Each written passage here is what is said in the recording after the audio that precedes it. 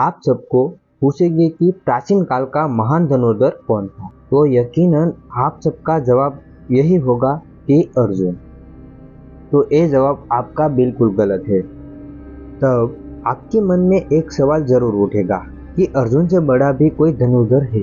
अगर आपको पता है कि अर्जुन से बड़ा धनुर्धर कौन है तो प्लीज़ कमेंट सेक्शन में ज़रूर बताना।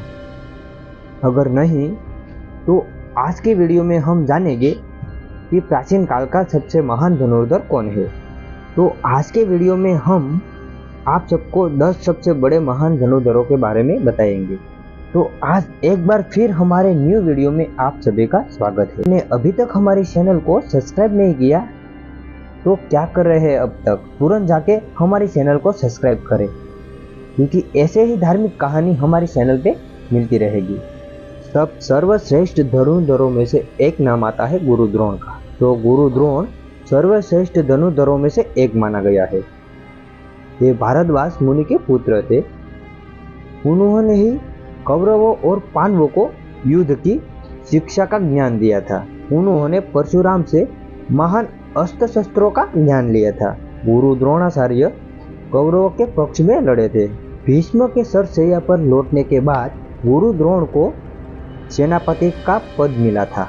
महाभारत युद्ध के समय गुरु द्रोण ने जो चक्रव्यूह रचा था उसमें फंसकर अर्जुन का पुत्र अभिमन्यु मारा गया था। युद्ध में गुरु द्रोण की सहारक शक्ति को देखकर जब पांडवों को अपनी हार नजदीक लगी तब पांडवों ने जल का सहारा लेकर गुरु द्रोण का वध करवा दिया। उसके बाद आता है अर्जुन। अर्जुन गुरु द्रोण का शिष्य था। उन्होंने इंद्र और भगवान शिव से अस्त्र का ज्ञान लिया था। शायद इसी वजह से अर्जुन का नाम सर्वश्रेष्ठ धनुर्धर में आता है। कहा जाता है कि शायद ही कोई ऐसा अस्त्र शस्त्र था जिसका ज्ञान अर्जुन के पास नहीं था। अर्जुन की धनुर की टंकार से पूरा युद्ध क्षेत्र गूंज उठता था और दुश्मनों उसे थर थर कांपने लगते थे। अर्जुन के पास ऐसा भी अस्त्र था जो वो उसे आदेश देता तो किसी को भेद कर ही आता। कहते हैं कि अर्जुन का धनुष उतना भारी था कि उसको भीम और कृष्ण के अलावा कोई भी नहीं उठा सकता था। अर्जुन की खासियत ये थी कि वो दोनों हाथों से एक साथ बाण चला सकता था। द्रौपदी के स्वयंवर में कर्ण को सभी योद्धा हार मान गए थे, तब अर्जुन ने आगे बढ़कर लक्ष्य को भेदा था। ये भी माना जाता है कि जब गुरु द्रोण ने अर्जुन को धनुर्विद्या का ज्ञान देते समय एक वचन दिया था कि तुमसे श्रेष्ठ धनुर्धर इस संसार में कोई नहीं होगा। उसके बाद नाम आता है भीष्म पितामह। भीष्म पितामह गंगा माता के पुत्र थे। वो परशुराम के शिष्य थे। महाभारत में कहा जाता है कि एक बार भीष्म पितामह और उसके गुरु परशुराम के बीच युद्ध शुरू हो गया था।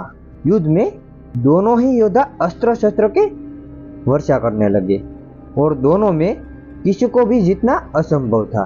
तब भगवान भी इस युद्ध को रोकने के लिए इस पृथ्वी पे आना पड़ा। महाभारत के युद्ध में भीष्म पितामह ने कौरवों का पक्ष लिया था। महाभारत के युद्ध में एक बार श्री कृष्ण को भी अपनी प्रतिज्ञा तोड़ने पर मजबूर कर दिया था और युद्ध में एक दिन में पांडवों की 1000 सेना को नाश करने का वचन लिया था। उसके बाद श्री कृष्ण समझ गए थे कि युद्ध में भीष्म पितामह के होते हुए इस युद्ध को जीतना नामुमकिन था। इसीलिए श्री कृष्ण के कहने पर शिखंडी को भीष्म पिता के सामने लाया गया। शिखंडी को देख भीष्म पिता ने अपना धनुष नीचे रख दिया और उसका फायदा उठाकर अर्जुन ने तीरों की बारिश करके सरसैया पर लेटा दिया था और सरसैया पर लेटकर ही महाभारत का युद्ध देखा था। एकलव्य का भी नाम सर्वश्रेष्ठ धनुर्धरों में आता है। जब एकलव्य धनुर्विद्या के लिए गुरु द्रोण के पास गया तब गुरु ने विद्या देने से मना कर दिया। तब एकलव्य हार नहीं माना और गुरु द्रोण की मूर्ति बनाकर उसी मूर्ति से विद्या लेना प्रारंभ कर दिया था। एकलव्य धनुर्विद्या में इतना पारंग था कि जब वो और कौरवों में किसी को धनुर्विद्या नहीं आती थी तब उसने शब्द भेदी बाण चढ़ाना सीख लिया था और इस बात का पता गुरु द्रोण को लग गया था कि अर्जुन से भी बड़ा धनुर्धर है। इसीलिए वो तुरंत एकलव्य के पास आया और एकलव्य से अंगूठा दान में मांग लिया। एकलव्य ने अंगूठा दान में दे दिया और उसके बाद बिना अंगूठे से भी बाण चलाना सीख लिया था। बिना अंगूठे से भी वो इतना धनुर्विद्या में पारंगत था कि उसने अकेले ही श्री कृष्ण की सेना को हरा दिया था। और यह भी कहा जाता है कि गुरु द्रोण ने उसका अंगूठा नहीं मांगा होता तो वो दूसरा परशुराम बन जाता। उसके बाद सर्वश्रेष्ठ धनुर्धर में एक नाम बर्बरिक का भी है। कहा जाता है कि बर्बरिक सर्वश्रेष्ठ धनुर में से एक है। बर्बरिक पांडुपुत्र भीम के पौत्र थे। श्री कृष्ण बर्बरिक की परीक्षा लेने पहुंच गए। तब बर्बरिक ने कहा, मेरे पास ऐसे 3 धनुष है जिसका उपयोग करके मैं एक क्षण में ही युद्ध को जीत सकता हूँ। ये बात सुनकर श्री कृष्ण ने बर्बरिक की परीक्षा ली और उसे कहा, तुम एक बाण से इस वृक्ष का सारा पत्ते को भेद दो। तब बर्बरिक ने उस तीर का उपयोग करके सारे पत्ते को भेद कर श्री कृष्ण के पैर की प्रदक्षिणा करने लगा। तब बर्बरिक ने कहा कि हे प्रभु, अपना पैर हटाओ, मैंने अपने तीर को सिर्फ पत्ते को भेदने का ही आदेश दिया है, इसीलिए आप अपना पैर हटाइए। तब श्री कृष्ण जान गए थे कि बर्बरिक कितना शक्तिशाली था।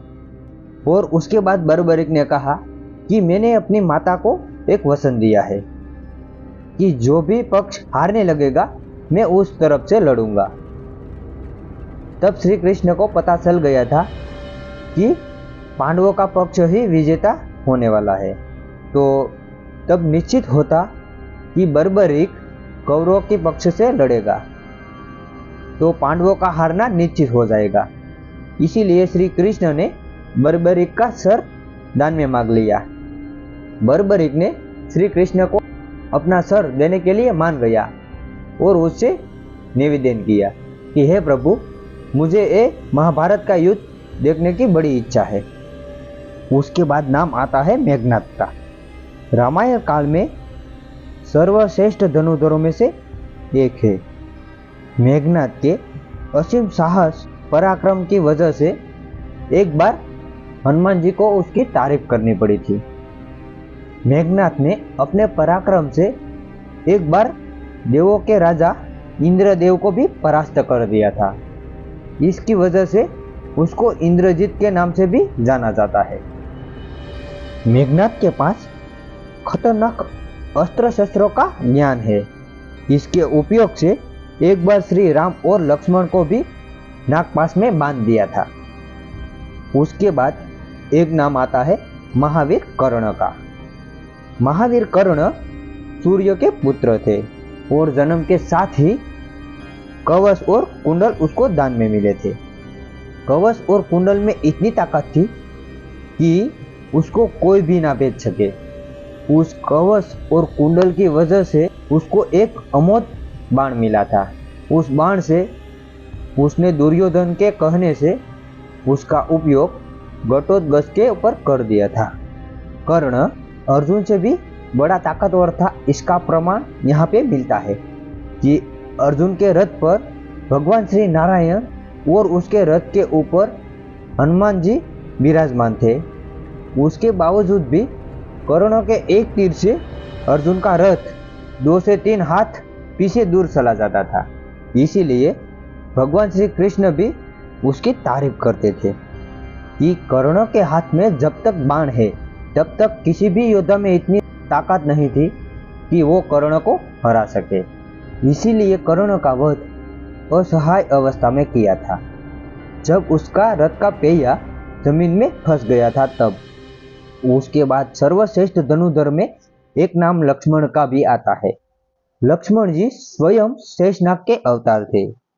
लक्ष्मण जी का वीरता का प्रमाण इस बात से लगाया जाता है कि जिस तीर से उसने लक्ष्मण रेखा खींची थी उसको पार करना रावण के बस में भी नहीं था।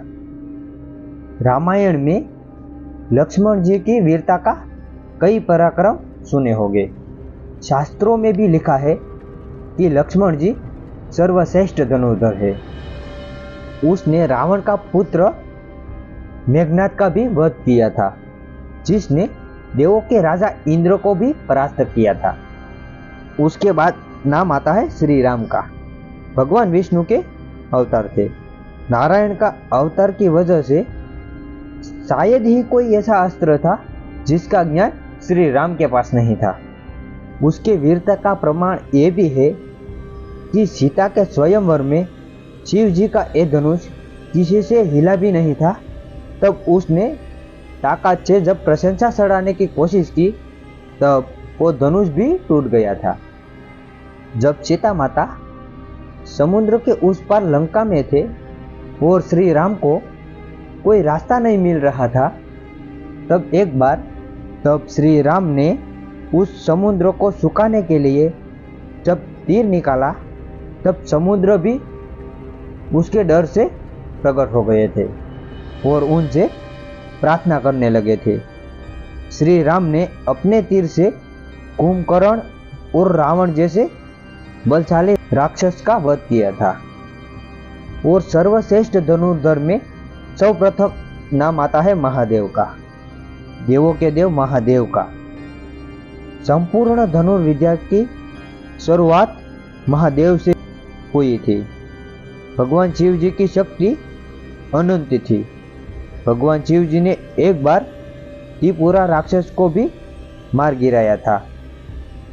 वो कोई साधारण राक्षस नहीं था। उसने ब्रह्मा जी से अमृतत्व का वरदान प्राप्त किया था।